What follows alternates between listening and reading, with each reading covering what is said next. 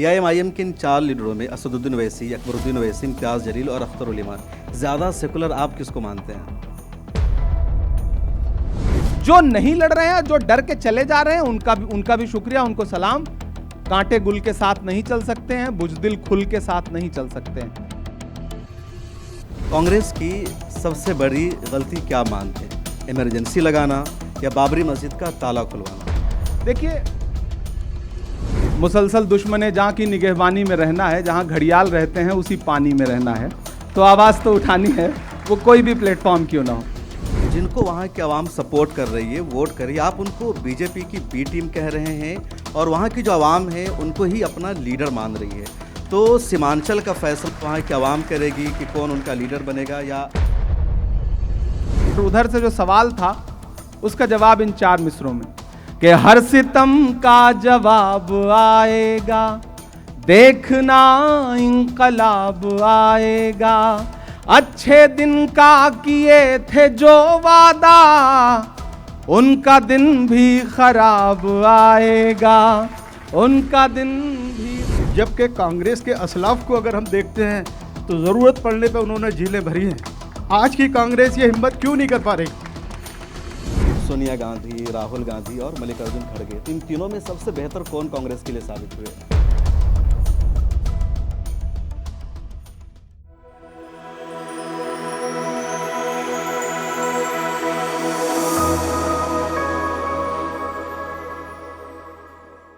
Miller times की जब बात आती है तो कहा जा सकता है, कैंचियाँ हमें उड़ने से भला क्या खाक रोकेंगी, कैंचियाँ हमें उड़ने से भला क्या खाक रोकेंगी, हम परों से नहीं हौसलों से उड़ा करते हैं।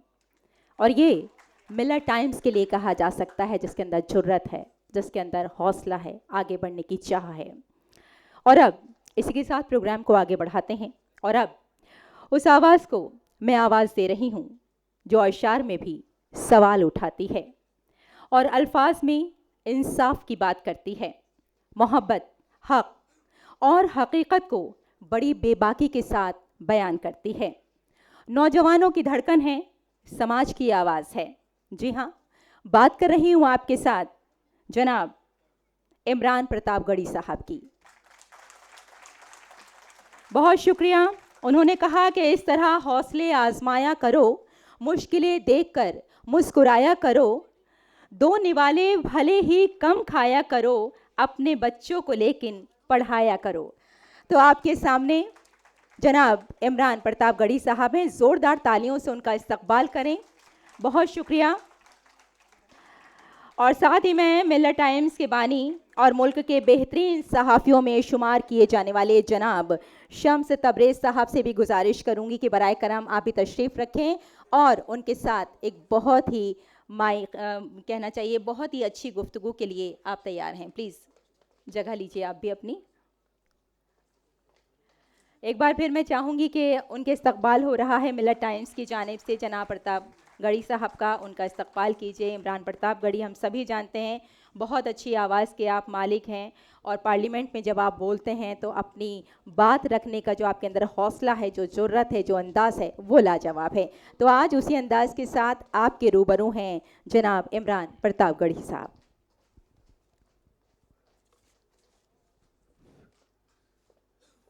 अस्सलाम वालेकुम रहमतुल्लाहि व बरकातुहू। इमरान प्रतापगढ़ी साहब का खैर मकदम है, तारुफ कई मरतबा हो चुका है। और ये जो आज का प्रोग्राम है तो इसमें सिर्फ स्टेज के लोग नहीं बोलेंगे, ये क्वेश्चन नहीं करेंगे, बल्कि हमने ऐसी तरतीब बनाई है कि आप लोगों को भी गुफ्तगू करने का, क्वेश्चन करने का मौका मिले। तो इमरान साहब का जो इंटरव्यू है 40 मिनट का टाइम है, उसमें कुछ देर मैं गुफ्तगू करूँगा, ये जवाब देंगे और उसके बाद फिर आखिर के 15 मिनट आपके लिए भी वक्फ़ हैं कि उसमें आप क्वेश्चन कर सके। तो ख्याल रखिएगा कि सिर्फ सवाल हो, उसमें तबसरा ना हो। अगर आप सवाल पूछना चाहते हैं, आपके दिल में कुछ और है, आप तो मैंने कोशिश की है इमरान साहब को बुलाया कि आप आइए, क्योंकि नेताओं के बारे में कहा जाता है कि वो अपनी तरफ से सुनाते हैं, दूसरों की सुनते नहीं हैं। तो मैंने इनसे कहा तशरीफ़ लाए तो आप सब लोगों का आज क्वेश्चन करने का मौका मिलेगा। तो इमरान साहब शुरू करते हैं। और जी, सबसे पहले यही बताइए शुक्रिया आपकी शम्स साहब, पहचान। आपको बहुत मुबारकबाद, मिलर टाइम्स को बहुत मुबारकबाद। एक कोशिश जो आपने शुरू की थी अल्हम्दुलिल्लाह आज वो इस मकाम तक पहुंची है, तो पूरी टीम को, खुसूसी तौर पर जो पर्दे के पीछे हैं, उन सारे लोगों को भी बहुत मुबारकबाद। बहुत शुक्रिया इमरान साहब, ज़ोरदार तालियों से तो इस्तकबाल कीजिए आप। शायरी के ज़रिए आप सियासत में आए हैं, तो जब आप शायरी कर रहे थे, अभी भी आप वैसे शायरी करते हैं, तो शायरी करते हुए आवाज़ उठाना ज़्यादा आसान होता है या सियासत में आकर ज़्यादा आवाज़ उठाना आसान है? क्योंकि कई मरतबा लगता है कि सियासत में आने की वजह से पार्टी टाइमलाइन की बात करना, डिसिप्लिन, ये सब, तो कई मुद्दों पर चुप रहना पड़ता होगा आपको। नहीं, इस दौर में आवाज़ उठाना किसी भी प्लेटफॉर्म से, किसी भी तरीके से मुश्किल ही है, वो आसान नहीं है। किसी का एक शेर है कि कहा गया है, सुना गया है, कोई न बोले, ज़बां दराजों को मशवरा है, कोई न बोले, अजीब लुकनत पसंद हाकिम से वास्ता है, जो चाहता है, जो सोचता है, कोई न बोले। वो चाहे शायरी का प्लेटफॉर्म हो या पार्लियामेंट हो। अब तो पार्लियामेंट में भी कब माइक बंद हो जाए और कब अपोजिशन के लीडर्स को बोलने से मना कर दिया जाए, वो तो मसला दोनों जगह है। लेकिन वो मुसलसल दुश्मन जहाँ की निगहबानी में रहना है, जहाँ घड़ियाल रहते हैं उसी पानी में रहना है, तो आवाज़ तो उठानी है, वो कोई भी प्लेटफॉर्म क्यों ना हो। जी बिल्कुल। इमरान साहब, आपको एक तरह से मुसलमानों का लीडर माना जाता है और कांग्रेस के ऊपर एक इल्ज़ाम यह है कि कांग्रेस ने मुस्लिम लीडरशिप को अलग कर दिया। आज़ादी के बाद कोई सदर नहीं बन सका, मुसलमानों के लिए एक अलग डिपार्टमेंट बना दिया गया, माइनॉरिटी अफेयर्स, आप उसके चेयरमैन हैं। तो जो मेन कांग्रेस है उसमें क्यों लीडरशिप का मौका नहीं मिल पाता आपको, आप जैसे लोगों को? नहीं, पहली बात तो ये पूरी तरह से झूठ है।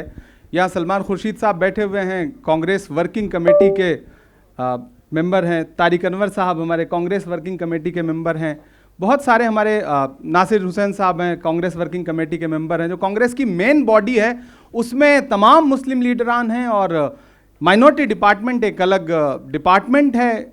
जिस तरह से एससी डिपार्टमेंट है, जिस तरह से ओबीसी डिपार्टमेंट है, उसी तरह से माइनॉरिटी डिपार्टमेंट भी अलग से एक डिपार्टमेंट है जो काम करता है। तो ये कहना कि रिप्रेजेंटेशन नहीं मिल रहा है, मुझे लगता है कि ठीक ठाक रिप्रेजेंटेशन है, बस आप उसे न दिखाएं न बताएं वो अलग बात है। रिप्रेजेंटेशन तो है। आप इस अगली लाइन में ही ढूंढेंगे तो आपको कांग्रेस पार्टी के बड़े नेता नज़र आ जाएंगे।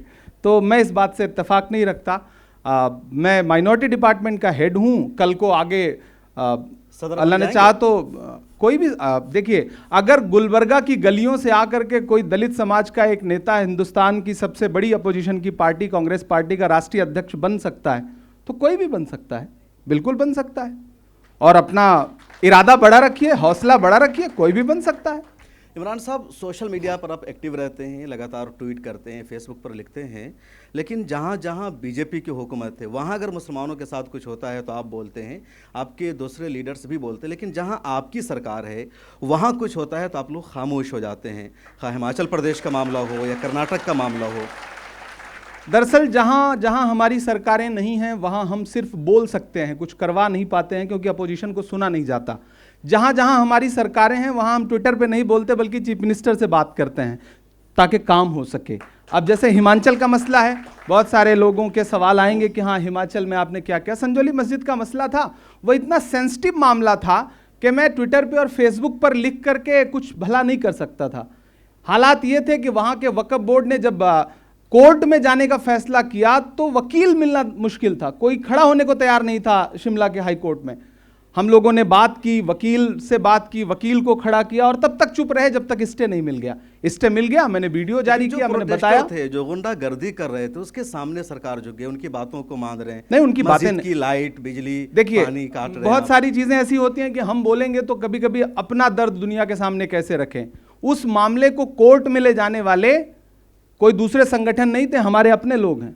मैं नाम बताऊंगा तो आपको अफसोस भी होगा और शर्म भी आएगी।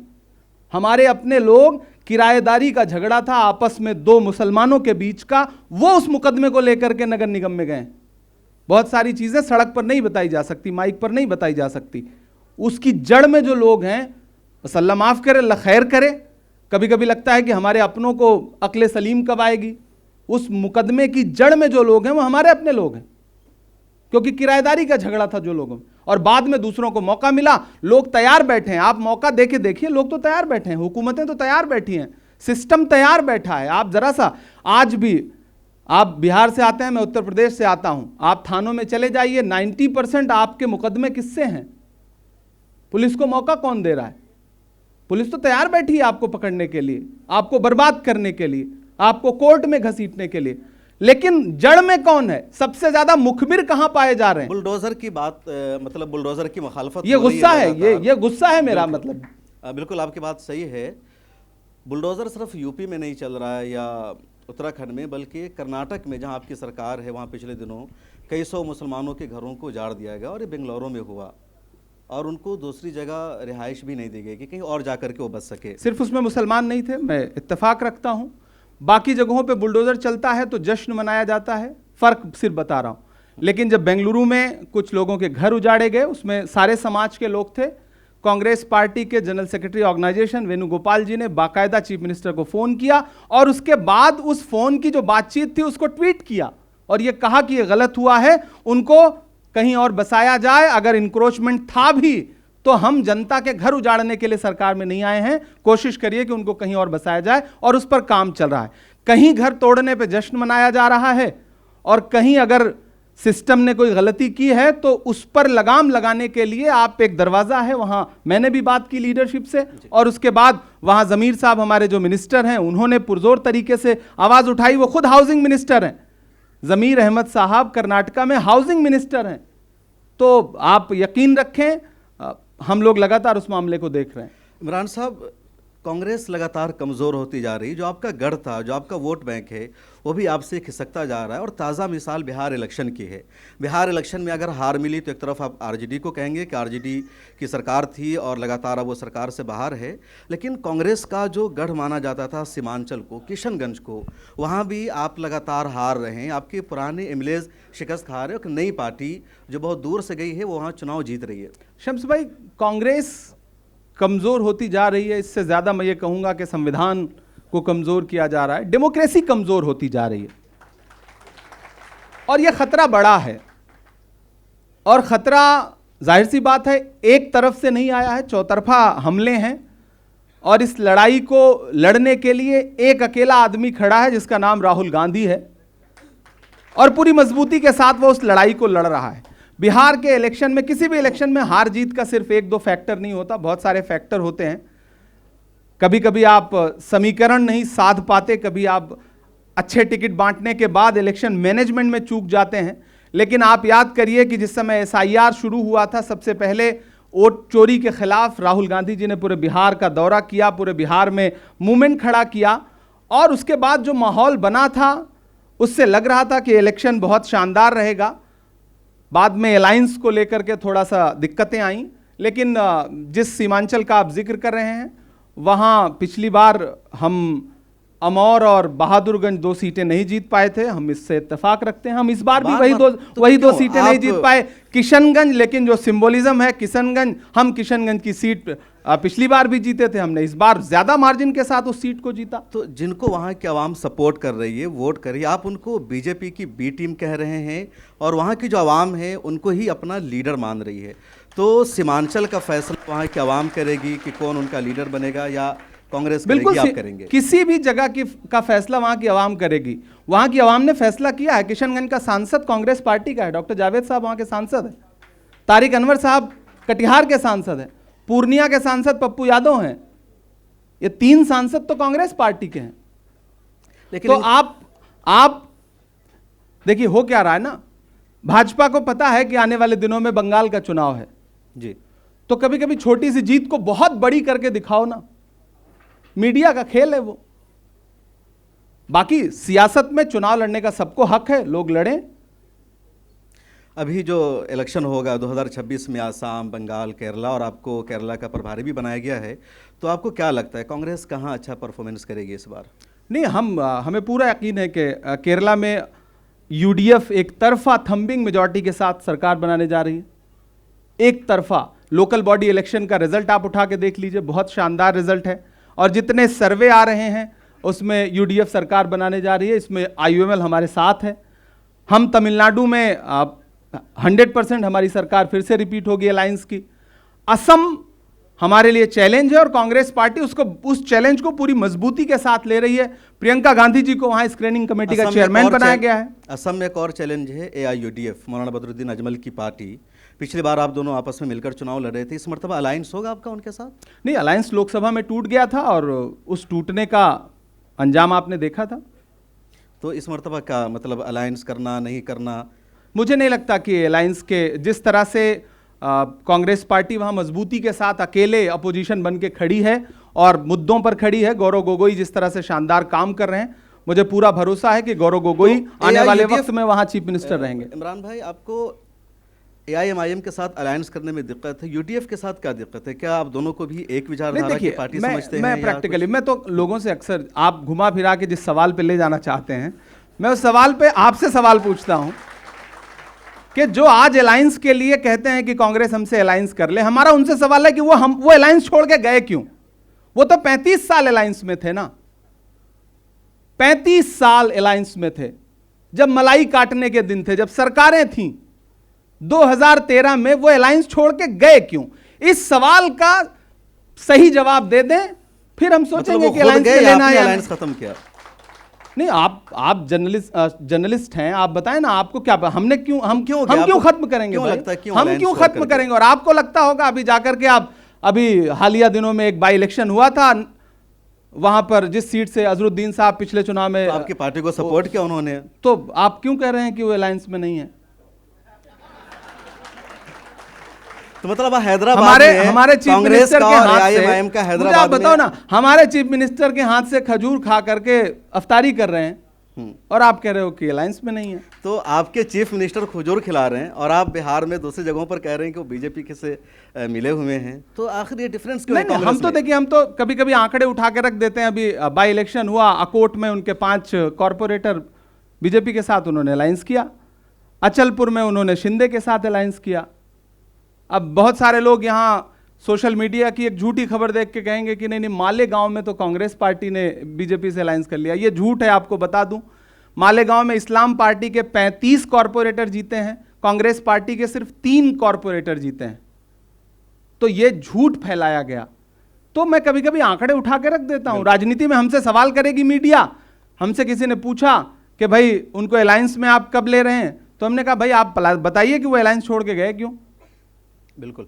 अच्छा, टाइम काफ़ी हो रहा है, तो मैं अपनी टीम से कहूँगा कि माइक ऑडियंस में दीजिए और जिनको भी सवाल करना हो प्लीज़ हाथ उठाइएगा। और हमारी टीम मौजूद है, वॉलंटियर्स मौजूद हैं, तो वो जिनको माइक देंगे प्लीज़, है ना, ये इनको दीजिए साहब को माइक, ये खड़े हुए हैं यहाँ। पहले अपना नाम बताइएगा और सिर्फ सवाल कीजिएगा, बहुत मुख्तसर, ताकि ज़्यादा लोगों को मौका मिल सके। कोई तकरीर नहीं करनी है, किसी गुस्से का इजहार नहीं करना है। जी अस्सलाम वालेकुम। वालेकुम। मेरा नाम जो है वो SM अहमद है। फ़िलहाल मैं दिल्ली यूनिवर्सिटी में जो है हिस्ट्री और पॉलिटिकल साइंस का स्टूडेंट हूँ। इससे पहले दारुल देवबंद और दीगर मदारिस से भी जो है अल्हम्दुलिल्लाह तालीम हासिल की है। मेरा सवाल ये है कि एक बच्चा जब वो पहली क्लास में स्कूल जाना शुरू करता है, दूसरी क्लास में जाता है, चूँकि मुस्लिम लीडरशिप भी एक सवाल है यहाँ पर, और उसको पेरेंट्स जो है पहले ही दिन से ये बताना शुरू कर देते हैं कि भाई तुमको डॉक्टर बनना है, तुमको इंजीनियर बनना है, और किसी के अगर कुछ बड़े ही ख्वाब है तो वो ये कहते हैं कि तुमको IAS बनना है, जज बनना है। कोई ये कहता ही नहीं कि तुमको पॉलिटिशियन बनना है। ये ऐसा क्यों? हमारी जो सोसाइटी है, हमारे पेरेंट्स का माइंडसेट ऐसा क्यों बन गया है कि वो अपने बच्चों को पॉलिटिक्स की तरफ नहीं भेजना चाहते हैं? और जब एक कोई स्टूडेंट IAS बन जाता है, जज बन जाता है, तो वो 1000 जगह जाकर ये बताता है कि आपको किस तरह से IAS बनना है, लेकिन जब एक आदमी पॉलिटिक्स में चला जाता है, क्या वो बताता है? आप यूट्यूब पे जाकर सर्च करिए और किसी ने हो गया, सवाल आपका हो गया। शुक्रिया, थैंक यू। बहुत अच्छा सवाल है इनका। और देखिए, नहीं, ये सवाल का जवाब दीजिए जब तक सीधा जी। यहां बैठे हुए शायद ही किसी आदमी को मेरे दादा का या मेरे वालिद का नाम पता हो, अगर आपने गूगल सर्च नहीं किया होगा तो। अगर मेरे जैसा इंसान प्रतापगढ़ के एक छोटे से गांव से निकल करके बिना किसी सियासी बैकग्राउंड के हिंदुस्तान की सबसे बड़ी पार्लियामेंट में पहुंच सकता है, तो कोई लड़का पहुंच सकता है, कोई भी पहुंच सकता है। ख्वाब देखिए और उस ख्वाब को पूरा करने की कोशिश करिए। सियासतदान आपसे क्यों कहेगा कि आप सियासत में आइए? आधे से ज्यादा और 90% सियासतदान तो इसी चक्कर में परेशान है कि कोई नया ना आ जाए। तो मैं तो चाहता हूं कि नए लोग आए, अच्छे लोग आए और सियासत पूरी उम्र पूरी जिंदगी सियासत में गुजार देने वाली जगह नहीं है। मुझे 2014 तक, 15 तक, 16 तक मुझे लगने लगा कि इस मुल्क में आवाजें जो हैं वो जिस प्लेटफॉर्म से मैं उठा रहा हूं, शायद आने वाले दिनों में वहां बोलने नहीं दिया जाएगा। तो मुझे लगा कि जहां से हल निकलता है वहां चलते हैं। जब हुकूमत ही तय करेगी कि कौन बोलेगा, कितना बोलेगा, क्या खाएगा, क्या पहनेगा, कितने बच्चे पैदा करेगा, यह हुकूमत तय करेगी। तो चलिए हुकूमत का हिस्सा बनने की कोशिश करते हैं। मैं ये सोच करके उधर चला आया। जिस दिन मुझे ये लगेगा कि नहीं यार यहां तो और गर्दन फंसी हुई है, तो छोड़ करके जो पुरानी दुनिया थी उसमें चला जाऊंगा। तो यहां ये सोच करके कि सियासत में है, अगर सियासत से बाहर चले गए तो जो 1000 करोड़ का एम्पायर बना है वो खतरे में आ जाएगा। जब तक ये सोचते रहेंगे तब तक किसी नए को नहीं आने देंगे लोग। इसलिए नई आवाजों का इस्तकबाल करिए। आपसे भी कह रहा हूं, आप यहां नौजवान नस्ल बैठी है, जितनी भी नई आवाजें हैं वो किसी भी पार्टी में हो, उनका इस्तकबाल करिए, उनका खैर मकदम करिए, उनका हौसला बढ़ाइए। सोशल मीडिया पे उनको गाली देना बंद करिए। आपको हर जगह नई आवाजों की जरूरत है। एक अकेला चना किसी भी पार्टी में रह के भाड़ नहीं फोड़ पाएगा। सैकड़ों लोगों की जरूरत है। और आप याद करिए कि यूपीए का शासनकाल था, सलमान खुर्शीद साहब कैबिनेट मिनिस्टर थे, गुलाम नबी आजाद साहब कैबिनेट मिनिस्टर थे, रहमान साहब थे, शकील साहब थे, अहमद पटेल साहब थे। कई सारे लोगों की जगह होती है। दसियों मुस्लिम लीडर्स की एक गवर्नमेंट में जगह बनती है। लेकिन हमारे साथ मसला क्या है कि हर इंसान सोचता है, इतना एहसास कमतरी का शिकार हैं लोग कि एक इंसान जो कहीं किसी जगह बैठ जाता है उसे लगता है कि दूसरा आ गया तो तुरंत मेरी कुर्सी चली जाएगी। खुद पे भरोसा रखिए, अल्लाह पे भरोसा रखिए। अल्लाह ने जितना आपको इक्तदार दिया है आप उतना रहेंगे, इस बात पे एतमाद रखिए। बिल्कुल। ये जनाब अस्सलाम वालेकुम वरहमतुल्लाहि वबरकातुहू। मेरा नाम अनीस अहमद अंसारी है, मैं वजीरपुर दिल्ली से हूँ। जी, अल्लाह के नेक बंदो, अल्लाह पे भरोसा रखिए। जो भगवान पे भरोसा रख रहे हैं माफ़ करना, वो सब 80% की बात कर रहे हैं, एक जगह आ जाते हैं। माफ़ करना इसमें कोई बुराई बात नहीं है। धर्म के आधार पे आज के ज़माने में पूरे भारत में राजनीति हो रही है। हम छोटे बड़े बात ना करके एक बात करते हैं कि कांग्रेस बहुत बड़ा परिवार है। जब अन्य धर्म के लोग धर्म के आधार पे संगठन तैयार करके राजनीति दल के रूप में गठबंधन कर लेते हैं, तो कांग्रेस, सपा, ये वो सब मिलके क्यों नहीं एक साथ होके मुसलमानों को ही आगे बढ़ा के अपना ही नाम लेके कम से कम 2-4 बिहार में और जीत जाते अगर आप थोड़ी मेहनत करते। मैं इसी बात का जवाब चाहता हूँ। आप साहब मेरी बात समझ गए। अस्सलाम वालेकुम वरहमतुल्लाह। सबसे पहली बात तो एक चीज मैं यहां क्लियर कर देना चाहता हूं, कांग्रेस पार्टी किसी ना तो धर्म की पार्टी है ना जाति की पार्टी है। कांग्रेस पार्टी सबकी पार्टी है। कांग्रेस पार्टी में हिंदू भी हैं, मुसलमान भी हैं, सिख भी हैं, ईसाई भी हैं, दलित भी हैं। इस हिंदुस्तान में रहने वाला हर समाज का इंसान कांग्रेस पार्टी में है और उसको रिप्रेजेंटेशन भी है। हो सकता है किसी को कम हो, किसी को ज्यादा हो। ये जो अलग थलग पढ़ करके एक कोशिश हम करते हैं ना कि अलग थलग दिख करके, यही तो नफरत की राजनीति करने वाले भी चाहते हैं कि आप अलग थलग पड़ जाइए। आप खेल यही है ना कि एक तरफ 80% या 85% खड़े हो जाएं, एक तरफ 15% खड़े हो जाएं। इस खेल का हिस्सा मत बनिए। 1947 में आज से ज्यादा नफरत रही होगी क्योंकि मुल्क बटे थे। तसव्वुर करिए 1947 में लाशें भर के इधर से आती थी, लाशें भर के उधर से जाती थी। लेकिन उस दौर में भी कोई नेहरू खड़ा हुआ और उसने मौलाना आजाद को सीने से लगाया और अपनी कैबिनेट में शिक्षा मंत्री बनाया। कोई और मंत्रालय नहीं दिया। मौलाना नाम था उनका, मौलाना आजाद, और उनको अपनी कैबिनेट में इस मुल्क का पहला शिक्षा मंत्री बनाया। तो मुझे लगता है कि मुल्क गांधी के विचारों से चलेगा, मुल्क मौलाना आजाद के विचारों से चलेगा। आपको भी यह तय करना पड़ेगा। मैं आप सबसे यह बात कहना चाहता हूं, आपका सवाल अच्छा है और आपके दिल की भड़ास भी अच्छी है, मैं उसका खैर मकदम भी करता हूं। लेकिन सच बात यही है कि जोड़ने से चलेगा, वरना इक्तदार में बैठे हुए लोग तो यही चाहते हैं कि ठीक है आप बंटे रहिए, उनकी पॉलिटिक्स को तो फायदा हो रहा है इससे। बिल्कुल जी। ये सामने खड़े। हेलो, अस्सलाम वालेकुम। मेरा नाम आरिफा है। एक मिनट, अच्छा पहले लेडी फर्स्ट पे। हाँ, जाहिर सी बात है, आप उन्हीं की आवाज दबा देंगे तो कैसे काम चलेगा। अस्सलाम वालेकुम, मेरा नाम आरिफा है। मैं सियासत में थोड़ा सा शौक़ रखती हूँ और अपने गांव ससुराल की एक दफ़ा प्रधान भी रह चुकी हूँ। अरे वाह, गुड। आपको देख के ये लगता है कि शायद मुझे आगे बढ़ना चाहिए, तो मेरा हाथ थामेंगे आप?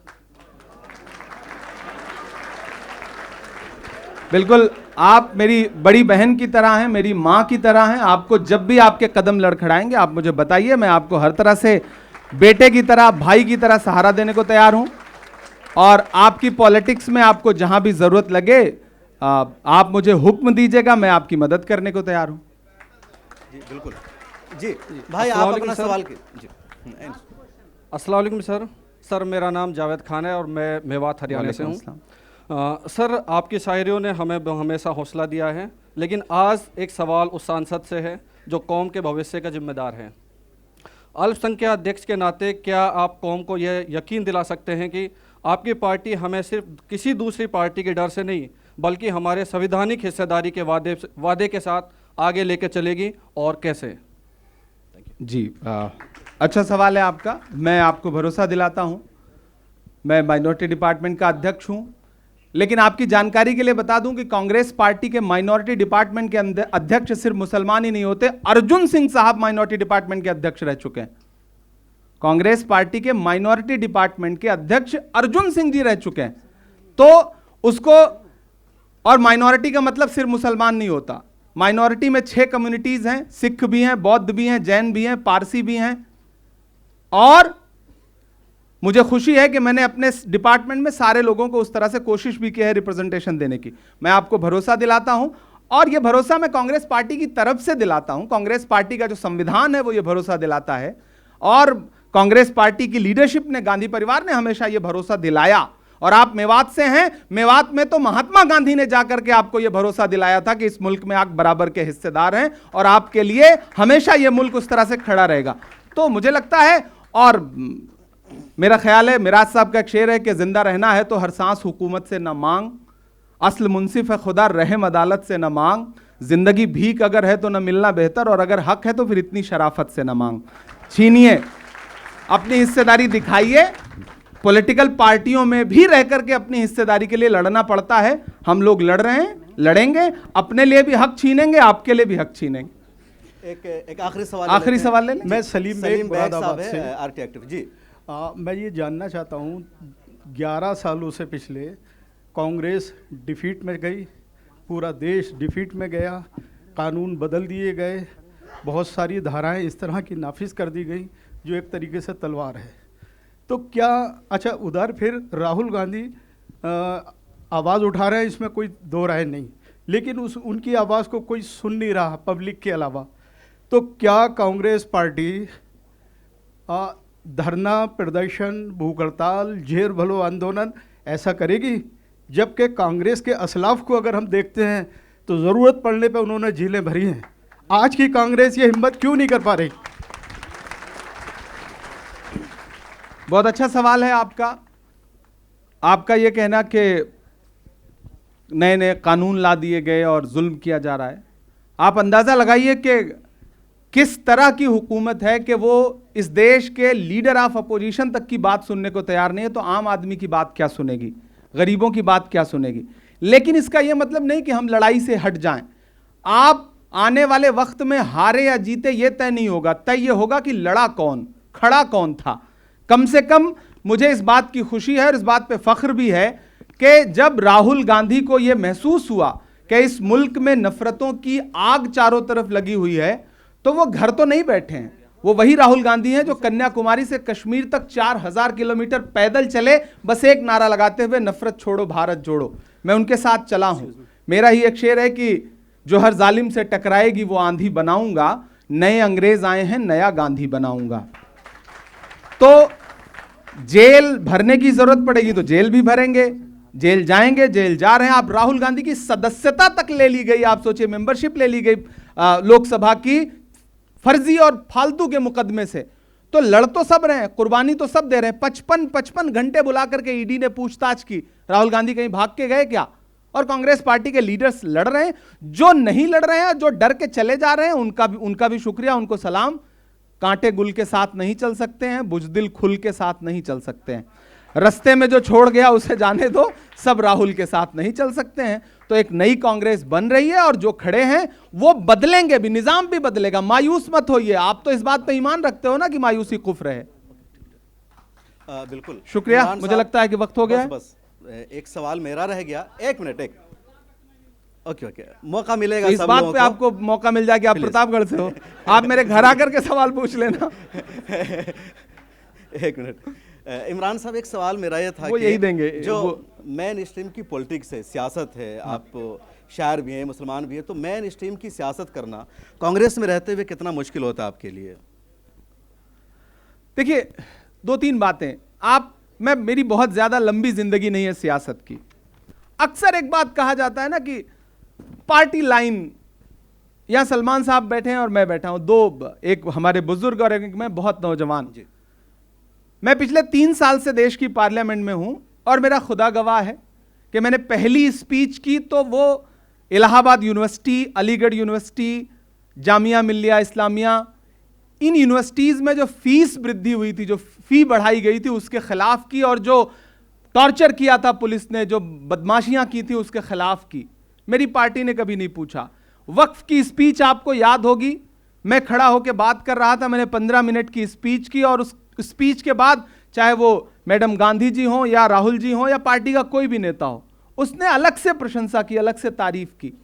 कभी कोई नहीं कहता कि यह पार्टी लाइन है। हमारी अपनी काहिलियत होती है, हम पार्टी की आड़ लेते हैं कि नहीं पार्टी लाइन तय नहीं हुई है, क्योंकि हम खुद नहीं करना चाहते। कुछ होगा तो फिर तमाम इल्जाम आप पार्टी पर आएगा, पार्टी पर बिल्कुल, नहीं। आप मेरा गिरेबान पकड़िए अगर मैं किसी मुद्दे पे बोलता हुआ ना दिखूं तो। आज मैंने इंदौर के जो पानी पी करके, गंदा पानी पी के मरे हैं लोग, मैंने उनके लिए क्वेश्चन रेज किया।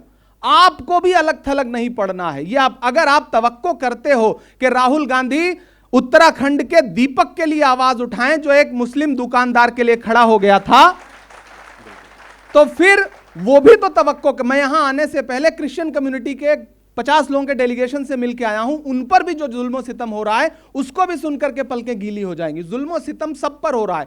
अगर आप अलग थलग पढ़ना चाहोगे तो आप दीपक को कैसे झुटला सकते हो? आप रुचिरा शर्मा जी बैठी हैं, आप इनको कैसे नजरअंदाज कर सकते हो? आप रवीश कुमार को कैसे नजरअंदाज कर सकते हो? या आपकी लड़ाई लड़ने वाले इस मुल्क में तमाम ऐसे गैर मुस्लिम हैं, आप उनको कैसे नजरअंदाज कर सकते हो? तो बहुत अपना अपना अपना करने के चक्कर में ऐसा ना हो कि आप बहुत अलग थलग पड़ जाओ। मुझे लगता है कि पॉलिटिकली हमें, मौलाना सज्जाद साहब को मैं हमेशा सैल्यूट करता हूं कि जिस तरह से इन्होंने दलित समाज के लोगों को, आदिवासी समाज के लोगों को जोड़ने की कोशिश की, वो कमाल है। जमहूरियत में नंबर गिने जाते हैं। जितना अंबानी के वोट की अहमियत है, उतना ही मजदूर के भी वोट की अहमियत है। यह ख्याल रखना पड़ेगा, सर गिनना पड़ेगा। आपके साथ ज्यादा सर कैसे खड़े हो सकते हैं, ज्यादा लोग कैसे खड़े हो सकते हैं, इसके लिए कोशिश करनी पड़ेगी। और वो कोशिश तो तभी होगी जब सबको आप जोड़ सकेंगे। इसलिए सबको जोड़ने वाली राजनीति मेरा नेता भी करता है, मैं भी करता हूं। आखिरी सवाल, और मेरी टीम का क्वेश्चन है कि इमरान साहब शायर हैं, तो अपनी शायरी का जलवा ज़रा बिखेर दीजिए। नहीं, ये क्वेश्चन थोड़ी थी, ये तो गुजारिश है, मुझे लगता है। हाँ, ये गुजारिश ही है टीम की। नहीं, शुक्रिया, मैं आपका हुक्म है। मैं एक नज्म सुना देता हूँ 2 मिनट में। मैं नया नया एमपी बन के जब राज्यसभा में पहुंचा तो थोड़ा सा ज़्यादा जोश होता है नए नए पहुंचने पर। तो हम लोग एक दिन प्रोटेस्ट कर रहे थे, तो एक साथ हिंदुस्तान की हिस्ट्री में 146 एमपी एक साथ सस्पेंड किए गए, लोकसभा और राज्यसभा मिला करके। तो जब मैं बाहर निकला तो जो मकर द्वार पर खड़े रहते हैं जर्नलिस्ट, उन्होंने कहा कि आ गया मजा, सस्पेंड हो गए बाहर आ गए। तो मुझे लगा कि आज के दिन अगर सस्पेंड होकर के बाहर ना आए होते, उस लिस्ट में नाम ना होता, तो हमें लगता कि हम बहादुरों में नहीं बल्कि बुजदिलों में गिने जा रहे हैं। तो उन्होंने कहा शायर हैं, शायरी की जबान में बताइए। तो मैंने वहीं एक नज्म हो गई थी, वो मैं कभी कभी सुना देता हूं कि जख्म पर जख्म खा के निकले हैं, हाँ मगर मुस्कुरा के निकले हैं। जख्म पे जख्म खा के निकले हैं, हाँ मगर मुस्कुरा के निकले हैं। सर झुकाने का हुक्म जब आया और भी सर उठा के निकले हैं। नारे हक लगा के निकले हैं, नारे हक लगा के निकले हैं। और उधर से जो सवाल था उसका जवाब इन 4 मिसरों में कि हर सितम का जवाब आएगा, देखना इंकलाब आएगा। अच्छे दिन का किए थे जो वादा, उनका दिन भी खराब आएगा, उनका दिन भी खराब आएगा। हम तो निकले हैं मुस्कुराते हुए और वो तिल मिला के निकले हैं और भी सर उठा के निकले हैं। तुम्हारा क्या, तुम्हें तो सिर्फ मुस्तकबिल बनाना है, हमें लेकिन हमारे जैसों को काबिल बनाना है। तुम अपना काम करते हो, हम अपना काम करते हैं। तुम्हें तूफान बनाने हैं, हमें साहिल बनाना है। बहुत शुक्रिया, बहुत शुक्रिया। इमरान साहब, आखिरी के 5 सवाल हैं। अच्छा, अभी और सवाल बाकी है, मुझे लगा था खत्म हो गया। जी, रैपिड फायर का हमारा एक सवाल है कि कांग्रेस के 3 सदरों को आपने नज़दीक से देखा, 2 के साथ आप काम कर रहे हैं, सोनिया गांधी, राहुल गांधी और मल्लिकार्जुन खड़गे। तो इन तीनों में सबसे बेहतर कौन कांग्रेस के लिए साबित हुए? देखिए, मैं सोनिया जी के टाइम पे आई थिंक पॉलिटिक्स में नहीं था। मैं जब राहुल जी अध्यक्ष थे और उन्होंने बाद में रिज़ाइन किया, कार्यवाहक थी कुछ दिन तक सोनिया जी, तो मैं उनके टाइम पे पॉलिटिक्स में आया और खड़गे जी के साथ काम कर रहा हूँ। सब अच्छे हैं, आप इतना जजमेंटल होता ही नहीं हूँ मैं, और मुझे लगता है कि सब अपने अपने हिस्से का काम कर रहे हैं। सोनिया जी से मिलेंगे तो आप एक अलग तरह का एहतराम उनके लिए दिल में आता है। खड़गे साहब 80 साल से ज़्यादा उम्र है और जिस तरह से लड़ पड़ते हैं वो हाउस में, एक एक घंटे बोलते हैं वो नरेंद्र मोदी जी के सामने खड़े होकर के, वो जज्बा अलग है। राहुल गांधी जी की वजह से आज लोकसभा को पूरे दिन के लिए एडजस्ट करना पड़ा, तो जो लड़ने का जज्बा राहुल जी में है, डरने ना वाला कि हाकिम डरता है, वो जज्बा उनका हम सबको इंस्पायर करता है। तो आई थिंक के सब अपना अपना काम कर रहे हैं। कांग्रेस की सबसे बड़ी गलती क्या मानते हैं? इमरजेंसी लगाना या बाबरी मस्जिद का ताला खुलवाना? देखिए, ये दोनों मसले तब हुए जब मैं पैदा नहीं हुआ था। बाबरी मस्जिद की शहादत के वक्त मैं बहुत छोटा था, बहुत छोटा, 4-5 साल का। माजी में बहुत सारी सियासी गलतियां या यूं कहिए कि समाजी गलतियां 70-75 साल में हर पॉलिटिकल पार्टी से कुछ ना कुछ ऐसा होता है कि जिसको आप कोट करेंगे तो बहुत सारी चीज़ें निकल के आएंगी। मसला क्या है ना कि घर सजाने का तसव्वुर तो बहुत बाद का है, पहले ये तय हो कि इस घर को बचाएं कैसे। लड़ाई के मैदान बदल गए हैं, लड़ाई के हथियार बदल गए हैं, और पुरानी गलतियों पे तबसरा करने के बजाय आने वाले दिनों में मुल्क और कॉन्स्टिट्यूशन बचे कैसे, और बाद में कॉन्स्टिट्यूशन पे चीज़ें चलें, गवर्नमेंट उस पर चले। लड़ाई दरअसल इस बात की है। तो माजी में गलतियां और भी हुई होंगी, बहुत सारी गलतियां हुई हैं, हर पॉलिटिकल पार्टी से गलतियां होती हैं, मैं इसको एतराफ़ करता हूं। कांग्रेस का फ्यूचर आपको किस में नजर आ रहा है?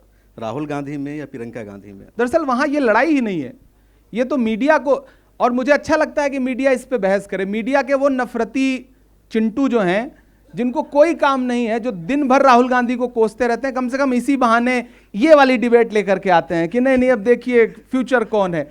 अरे भाई, वो भाई बहन, उनमें आपस में बहुत मोहब्बत है। जो उनको अलग करने की साजिश करे दरअसल वो बेवकूफ़ है। वो दोनों मिल करके मजबूती के साथ, आप खुद देखिए प्रियंका जी जिस तरह से एहतराम करती हैं राहुल गांधी जी का, वो शायद आपकी बहन आपको ना करती हो, मेरी बहन उतना ना करती हो। तो ये उनके बीच में बहुत अच्छी बॉन्डिंग है और मुझे लगता है वो लड़ाई है ही नहीं वहाँ पर। अच्छा, 3 यूथ लीडर हैं देश में जो सियासी विरासत को संभाल रहे हैं, अखिलेश यादव, तेजस्वी यादव और आदित्य ठाकुर, वो भी आप जिम्मेदारी संभाल रहे हैं। तीसरा कौन बताया आपने? ये ठाकरे, आदित्य ठाकरे। अच्छा, वही मैंने सोचा ठाकुर कहाँ से आ गए। तो इन तीनों में ज़्यादा सलाहियत आपको किसके अंदर नज़र आती है? नो डाउट अखिलेश जी ज़्यादा सलाहियतमंद हैं और बहुत अच्छे मुख्यमंत्री साबित हुए हैं। मैं हमेशा इस बात की तारीफ़ करता हूँ। और मैं इलाहाबाद यूनिवर्सिटी में पढ़ाई कर रहा था, उस समय उनके जो छोटे चचेरे भाई हैं धर्मेंद्र यादव जी हमारे सीनियर हुआ करते थे, तो हमारे बड़े अच्छे दोस्त भी हैं, आज भी बहुत अच्छे दोस्त हैं। और मुझे तो 2016 में उन्होंने यश भारती जैसा स्टेट का सबसे बड़ा लिटरेचर का अवार्ड दिया। मैं उस समय यंगेस्ट अवार्ड था, मुझे 29 साल की उम्र में। तो मैं हमेशा ये कहता हूँ कि बहुत सलाहियत मंद हैं। और लोकसभा के इलेक्शन में समाजवादी पार्टी और कांग्रेस पार्टी ने जिस सलाहियत के साथ इनकी तमाम नफरत वाली राजनीति का बैंड बजाया, यहाँ तक कि अयोध्या तक हरा दिया, वो अपने आप में कमाल है। एक आखिरी सवाल इसका कि AIM के इन 4 लीडरों में असदुद्दीन ओवैसी, अकबरुद्दीन ओवैसी, इम्तियाज़ जलील और अख्तर उल ईमान, ज़्यादा सेकुलर आप किसको मानते हैं? बड़ा सोचना पड़ेगा। सोचना पड़ेगा। मुझे लगता है अख्तरुल ईमान ज्यादा सेकुलर है, बहुत क्योंकि बिहार की मिट्टी ज्यादा सेकुलर है। कुछ इशारा तो नहीं कर रहे हैं आप उनको नहीं नहीं, मैं कोई इशारा नहीं करूंगा। कि दरवाजे खुले हैं, जब नहीं नहीं, चाहें आ जाइए। दरवाजों पे दस्तक तो चुनाव में पड़ी थी। चलिए, तो बहुत शुक्रिया। मेरा ख्याल है सवाल ये लेंगे, मैं ऐसे डायरेक्ट ये- जवाब नहीं दे सकता। ये सेशन यहीं पर मुकम्मल होता है। बहुत सारे लोगों शुक्रिया। का सवाल रह गया है, तो अगले सेशन में अच्छा, ये शादी वाला सवाल पब्लिक का है। भाई जिस दिन करेंगे आपको बता देंगे। वलीमा की दावत मिलेगी।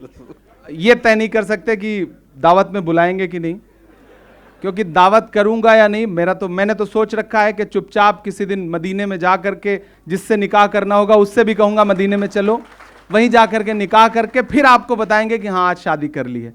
और मुझे लगता है ये कोई सब्जेक्ट है ही नहीं है भाई।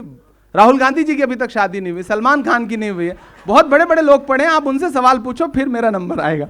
शुक्रिया। तो बहुत शुक्रिया। ये सेशन यहीं पर मुकम्मल होता है। थैंक यू, इमरान भाई, अच्छा बहुत लगा शुक्रिया बातचीत आपका, आपने करके। वक्त दिया। Thank you. Thank you. जो सवाल रह गए हैं अगले सेशन में। बहुत शुक्रिया। और इमरान साहब, आपसे गुजारिश है कि चंद लम्हे अभी आप स्टेज पर ही रहें, क्योंकि हम चाहते हैं कि मिलर टाइम्स ने जो अपना ये सफ़र तय किया है 10 साल का, और इसमें बहुत सारे ऐसे लोग इनके साथ जुड़े हैं जो यकीनन मुबारकबाद के मुस्तहिक हैं, और ये कहना चाहिए कि संगे मील उन्होंने साबित किया है, अपने आप को माना है इस पूरे सफ़र में। और इस बात के लिए, इस बात को आगे बढ़ाने के लिए मैं यहाँ श्रुति शर्मा से गुजारिश करूँगी, बराए करम माइक्रोफोन पर आएँ। Hello everyone. Thank you so much, Reshma. Can we have a round of applause for Reshma? Isn't she a great host? Thank you so much. Now we would like to give a very important award in the name of Marhoom Zanab Kaisar Siddiqui. To all those who don't know, Marhoom Kaisar Siddiqui was the younger brother of Mr. Sham Tabriz Kasmi. Mr. Siddiqui founded the Hindi version of Millet Times. Let's have a round of applause for Mr. Siddiqui, who is not there among us today, but his presence we can surely feel in this room. For Mr. Siddiqui. I would also like to thank Mr. Imran Pratapgiri for his presence and for his patience. I would like to invite Mr. Mohammad Minhaj for the first award. Mr. Mohammad Minhaj is the technical head, Millet Times, Kolkata. Can we have Mr. Minhaj on the stage, please?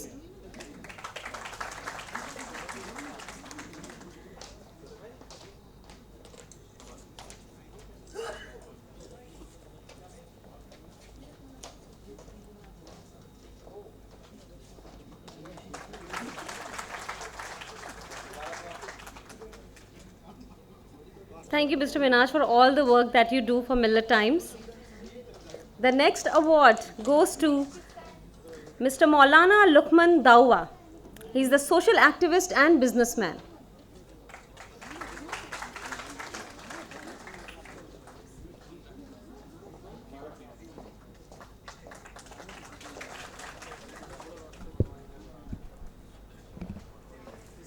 Our next award goes to Noorul Huda Ansari, Chairman, Travel Bazaar Global. Can we have a round of applause for Noorul Huda Ansari, please?